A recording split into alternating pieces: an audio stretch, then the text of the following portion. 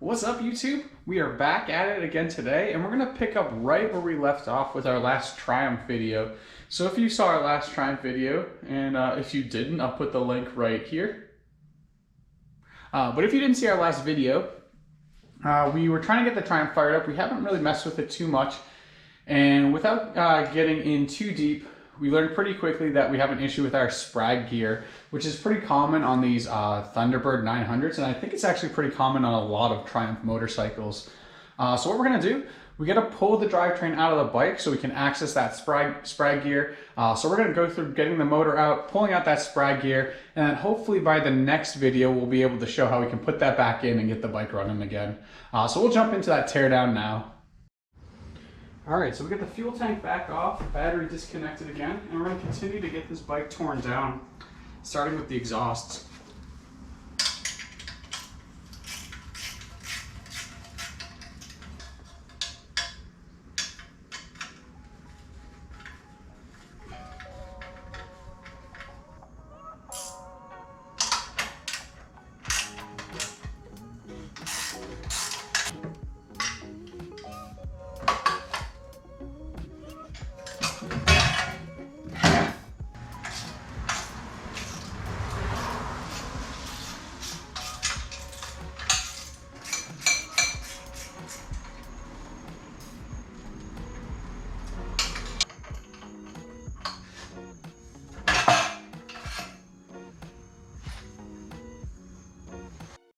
All right, so the next step in this teardown is going to be removing the carbs.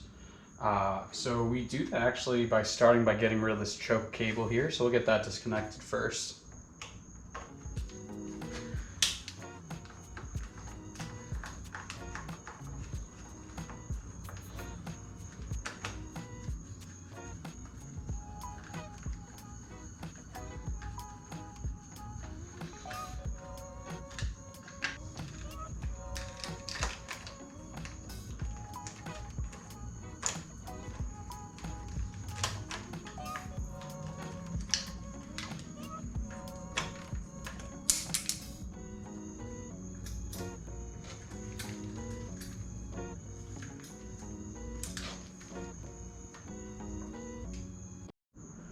All right, so the next thing here is we'll remove the boots for each of the 3 cylinders here connecting to the carbs, is just a little hose clamp. I'll do the side closer to the motor, take those all off, and then I think it's just removing our throttle linkage here, and then that should be everything.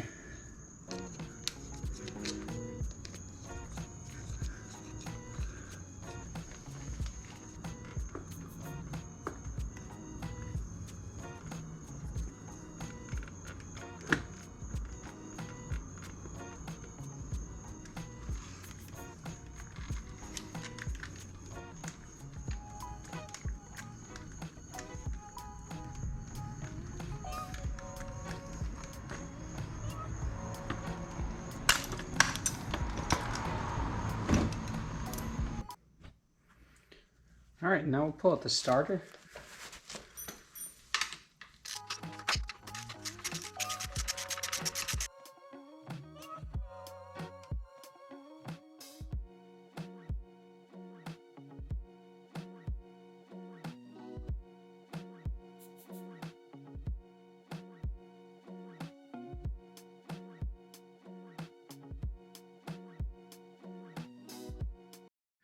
All right, so the next thing we'll go through here is removing the, I guess the foot stand, the foot peg, the gear change selector, and then we're gonna take this cover off so that we can get to the actual sprocket and take the sprocket off, and that's really the last major thing we need to do.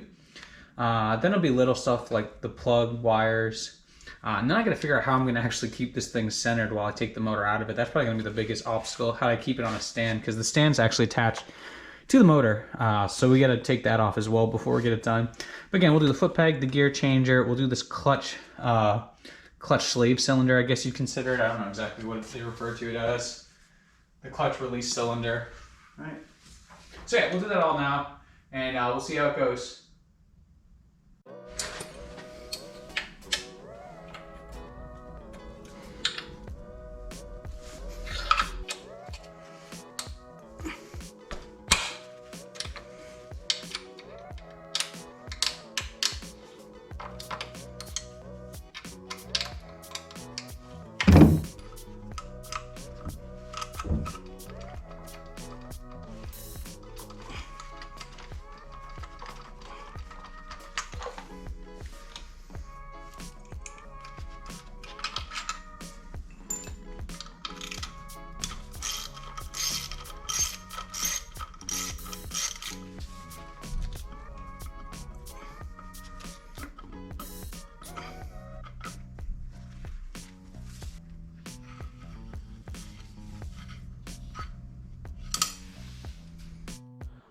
All right, so it's a new day today. I'm not exactly sure where we left off, so I'll just do a quick run through again.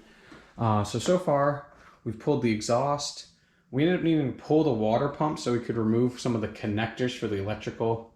We got the carbs off, fuel tank, alternator, starter, kickstand, peg, gear change. And so really, and as well, we also removed the clutch cylinder here. And what we saw in the manual is you can actually use a zip tie just to keep all the components in. You can see if I press the clutch even ever so slightly here, this thing wants to explode out. So we just need to keep an eye on that and make sure that we don't damage our cylinder. But now we're at the point where we're pretty close to the end here. We got the oil drained, which became a little bit of a mess because my oil drain pan was actually more full than I had thought. So that sucks. But other than that, we're pretty much good to go. We're gonna disconnect the plugs, remove this top coolant line, and then the last main thing we need to do is disconnect the sprocket, and then we should be able to pull the engine. Nothing electrical is connected anymore. This is the only part of the cooling system connected anymore.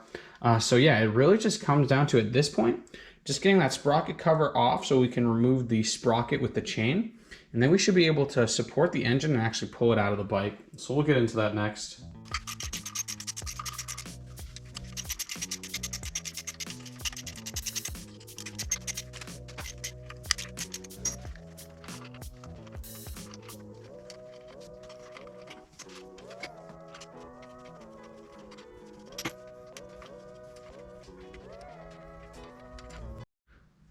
All right, sprocket cover's off.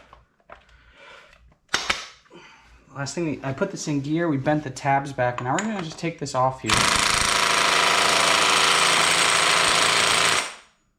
At least we thought we were gonna.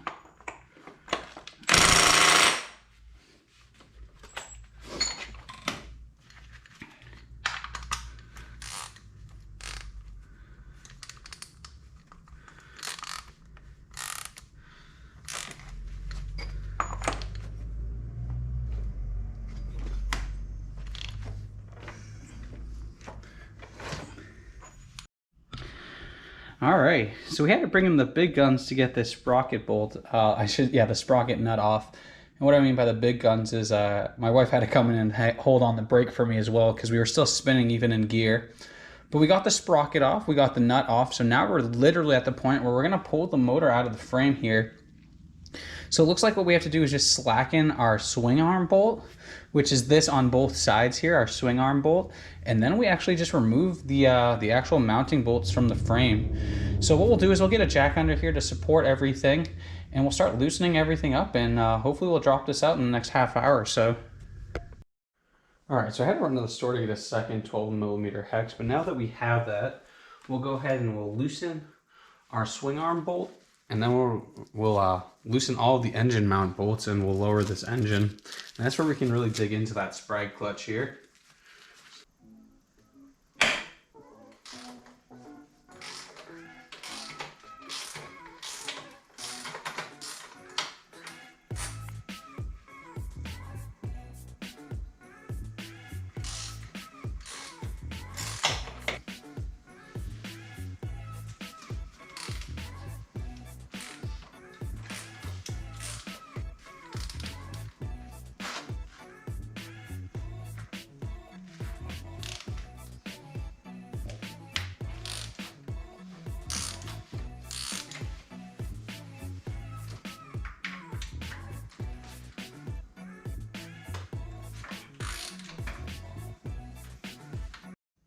All right, so we get all the nuts off the back of the engine mount, transmission mount bolts. So now we're just one by one releasing them and just keeping the engine steady as we get ready to drop it down.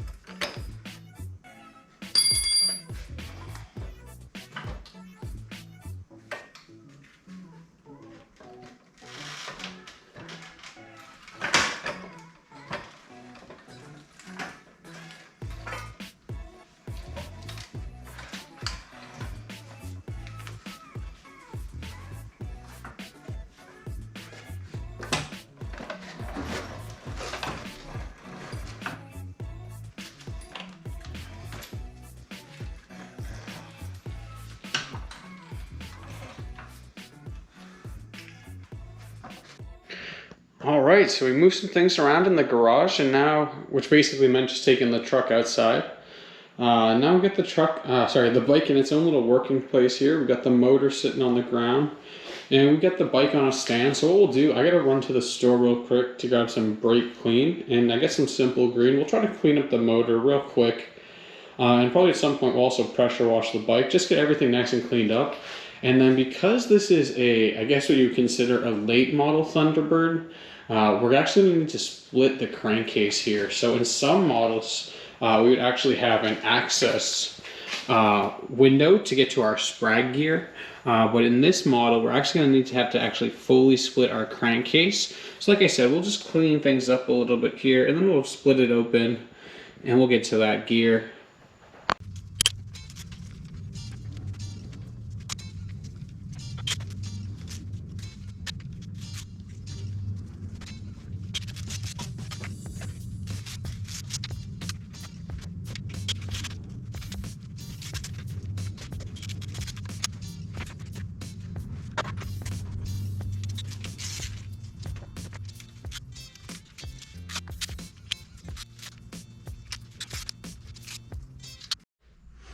All right, so we got all the bolts out of the top half of the crankcase, and you can see over on that carburetor right there, I just put them in their representative position so I'd know where to put them when we put it back together. So now we'll flip the motor over and we'll get all the bolts from the bottom. And then in that process, I'm also gonna have to go ahead and take off the clutch cover and the 2 crankcase covers, but we'll get there when we get there.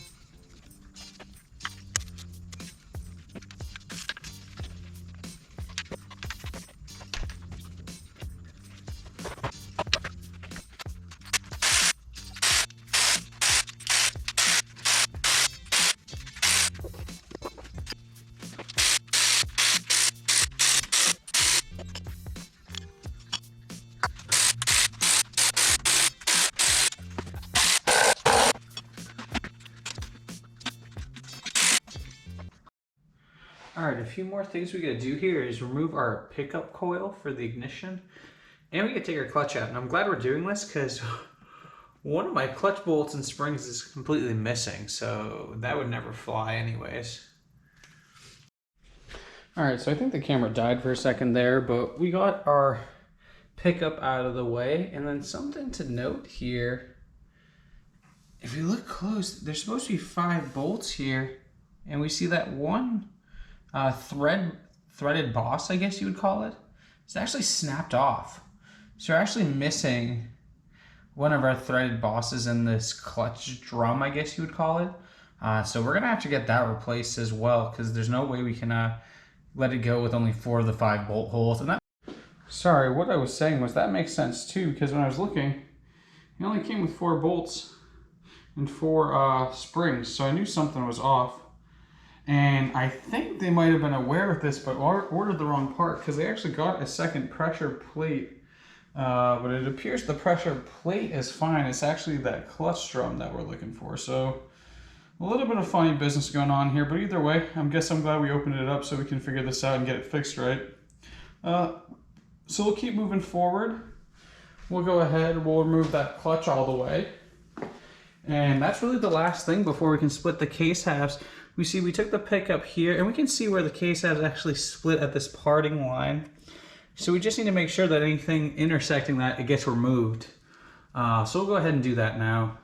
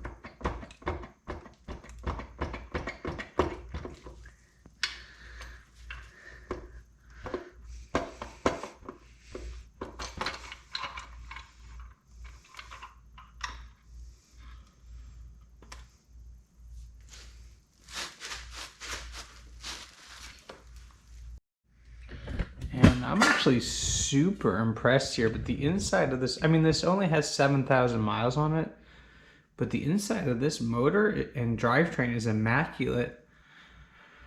So we got the bottom trans case, or the bottom crankcase out, or the lower crankcase. So now what we're going to do is finish removing the clutch system, and then we'll go ahead and we'll just take that Sprag gear out. Alright, so we got pretty much everything off here, including that main gear for our starter. So now what we'll need to do here is, it looks like we'll take off this gear here, and that will free up our Sprag clutch. And we may also need to take off our starter idle gear here as well, just to make sure we can get that free. But we'll go ahead and piece by piece, we'll get this off.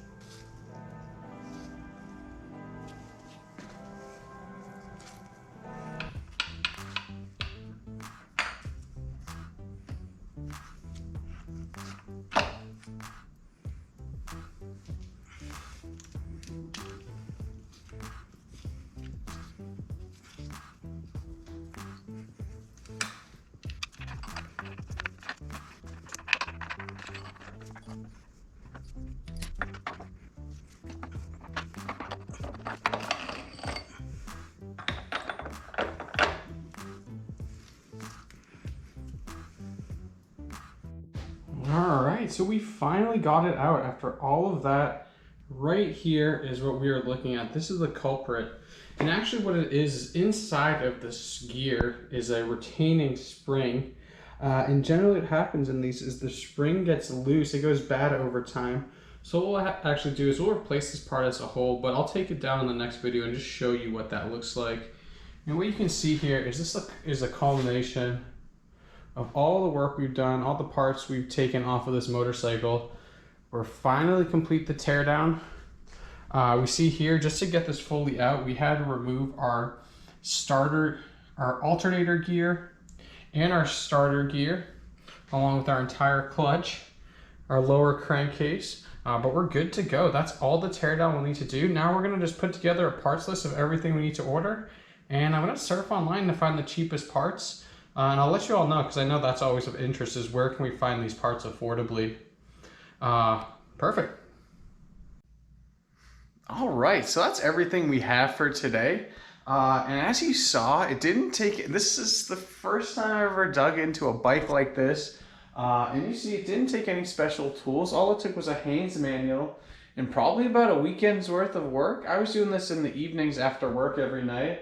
And you see, we have a pretty substantial pile of parts here. Really the biggest surprise was just that our clutch basket was broken here and the missing spring and bolt there for our clutch. So we'll get that worked out.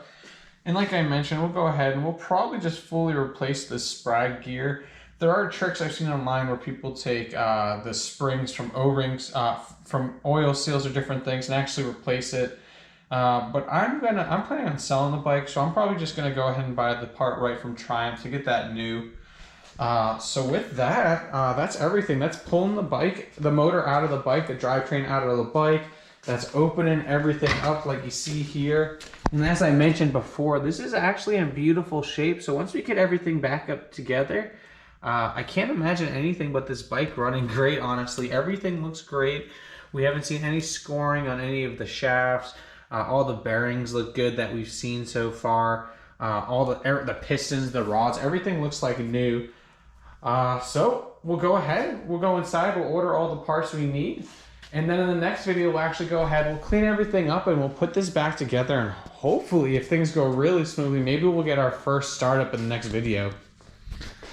So that's everything we have for today. As always, really appreciate the support. If you like what you saw, hit the like button. Be sure to share with your friends. Put some comments if you want to say anything or add anything to the conversation. Hit the subscribe button. Hope to see you again soon.